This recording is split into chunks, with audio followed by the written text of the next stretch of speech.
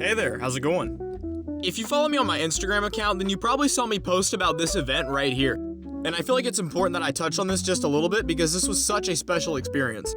This was a tasting event hosted by Immigrant Culture and Kick-Av Coffee Supply in 5 Points, Columbia, South Carolina.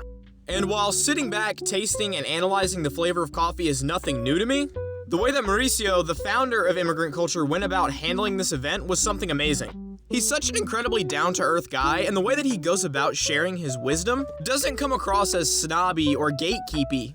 Instead, despite talking to probably about a dozen people, it was like he was having a conversation with each and every one of us.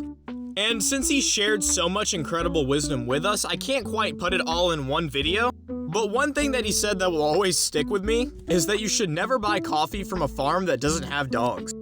He said he wasn't totally sure why this is the case, but every good Colombian coffee farm has a bunch of dogs. And the reason that this is so special to me is because despite telling us about all kinds of complex things when it comes to coffee growing, he was also humble and down to earth enough to just say, oh, well, they have a lot of dogs too. And this is not the kind of guy to just buy a whole bunch of green coffee and roast it for profit. He gets personal with each farm that he buys from, and he cares an incredible amount about the coffee that he produces. I'm incredibly lucky and grateful to have experienced such an event and meet such a person. While Immigrant Culture may not be the roaster that's produced some of my top coffees, I think they will always be one of, if not my favorite roasters, just because such personability and honesty within any kind of company is incredibly rare like that.